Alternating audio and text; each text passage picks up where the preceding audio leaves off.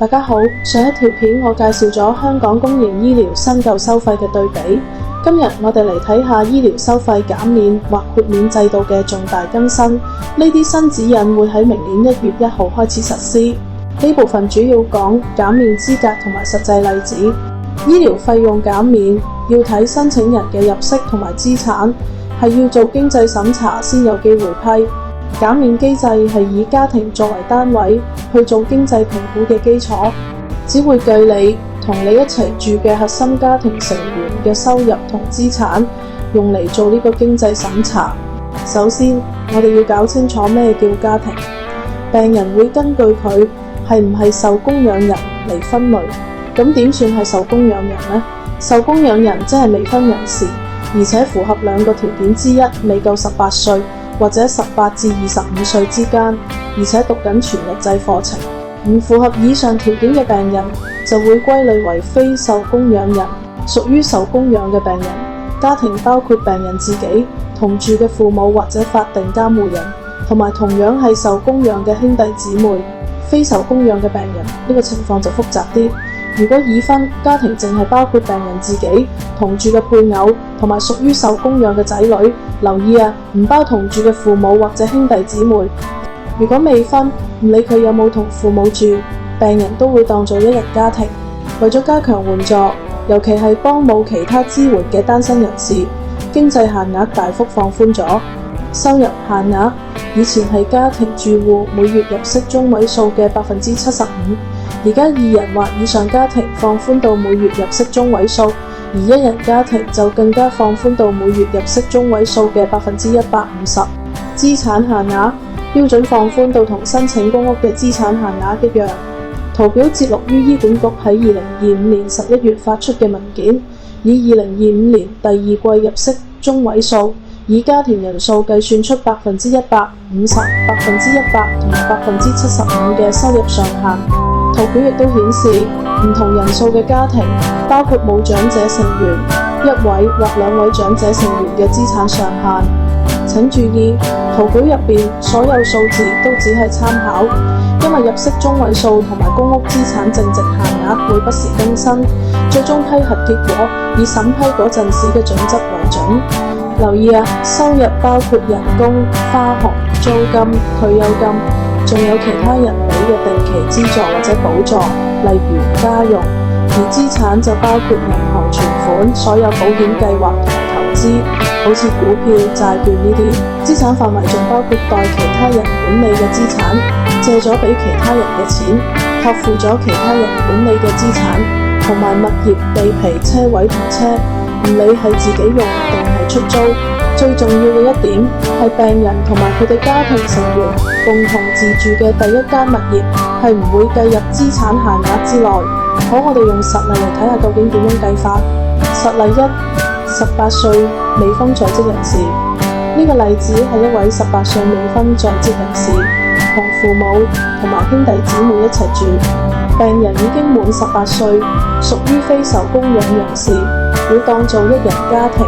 審查範圍淨係需要遞交病人自己嘅入息同埋資產文件。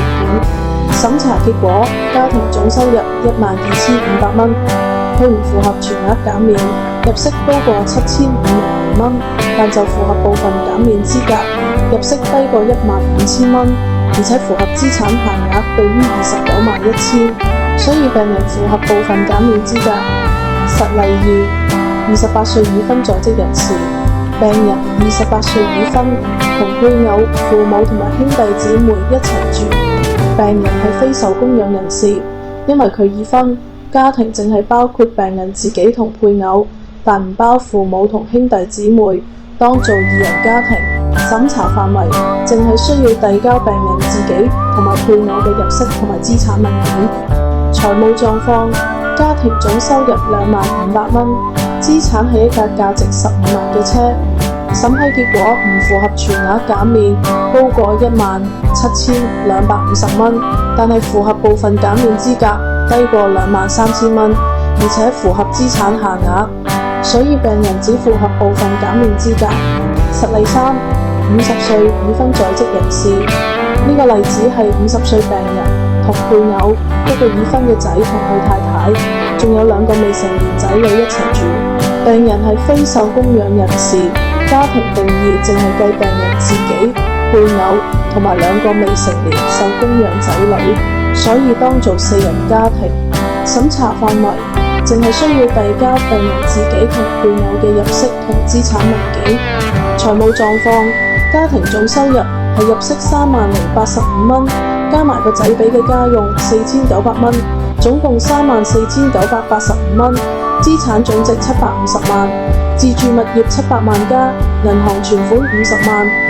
審查結果符合全額減免資格，入息低過38,100蚊，資產限額都符合，因為700萬嘅自住物業唔會計入去。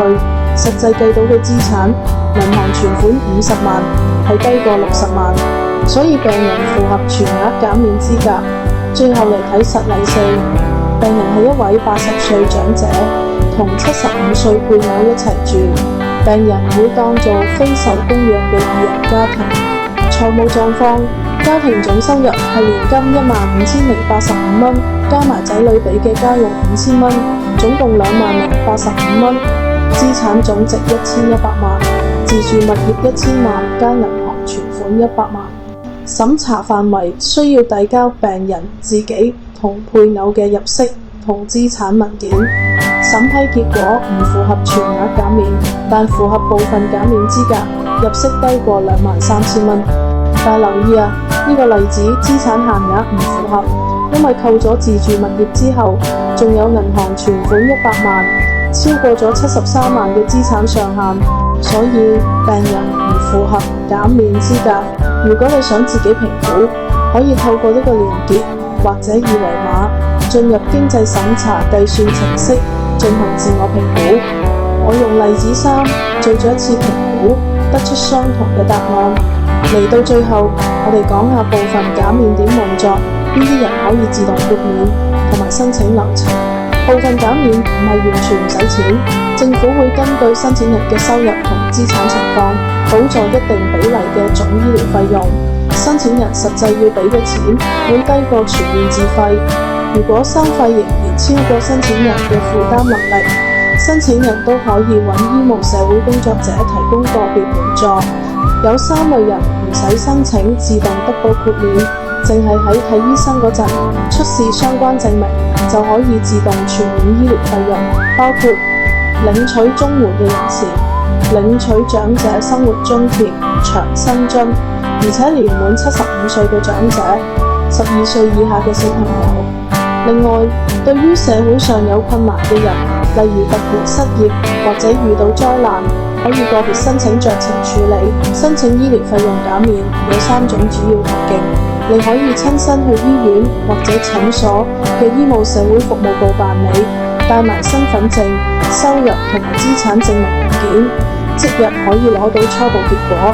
又或者郵寄辦理，將表格同證明文件寄去醫院，一般要7至14個工作天先有結果。電子申請可透過 HA Go 手機 App 辦理。醫管局正分階段提升 HA Go 醫療費用援助一站通平台。第一階段可以上載經濟審查所需文件，收到關鍵進度通知同埋查詢詳情。第2階段就會可以自助辦理申請。